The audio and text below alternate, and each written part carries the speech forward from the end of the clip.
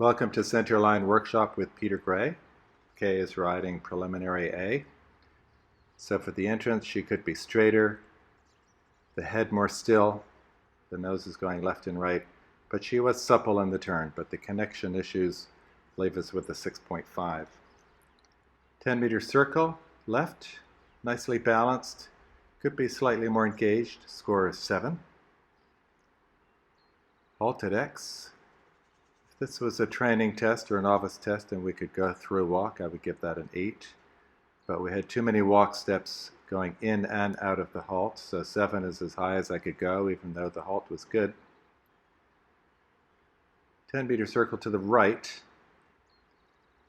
The bend is good through the neck, but the nose position needs to be more to the right. That's what we call flexion. Score of 7. Presentation to the leg yield, I would prefer the forehand a little more leading as opposed to the haunches leading. And now we're sort of straight-ish, or the haunches leaving, which is affecting the fluency of the leg yield. Plus the noses, again, needs to be more still. 6.5. For the length and trot, we have a lengthening of the frame and the stride. It looks like he has lots of potential, but needing more balance. The score of 7. Again, in the leg yield to the right, position the forehand more in front at the start. The nose is again going left and right. And I think the horse could be more through. Many times during this test, it just looks like it's lacking throughness. Score of 7. So the stretch on a circle, we want to see engagement, bend, but the essence of the movement is the stretch, and this was nowhere near enough. 6.5. The walk I couldn't see, so I can't give a score, but the first couple of steps before he disappeared looked like she was getting a little bit tight in her croup. The free walk, the neck is correct. The overstep is lovely, not that they need to overstep in free walk. The rhythm is super. Score of 8. I like the way they've given us now a score for the medium walk, which is very important. Nicely uphill. Could be more balanced and active. Score 7. Trot to canter. This trot is very sluggish. You know, it's part of the transition, so a better trot, nicely into canter. 7. So the medium circle, the first quarter, you could see the haunches going to the right, so severe demerits for straightness. And as we got back to E there, you could just see the rhythm was going 4-beat. So because of those straightness issues and the 4-beat, 6.0. Half circle right and across the diagonal. Could be more active. The rhythm is better. We do have a small tilt to the left in that turn. Score of 6.5. Oh, we're now having a little training moment. Leg yield to canter is a great exercise.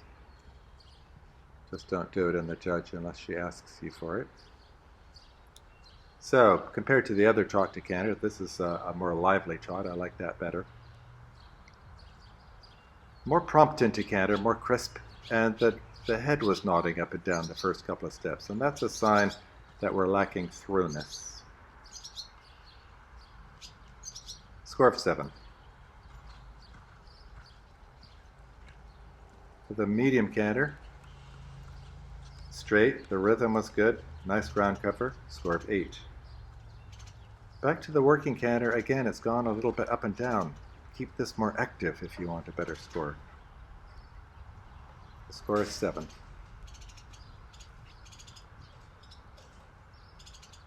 Center line. We had a nice bit of bend and suppleness onto the center line, but again, lacking throughness. The balance wasn't quite what it should have been. Score of 7. The transition to halt and the halt itself, 8. Nicely done.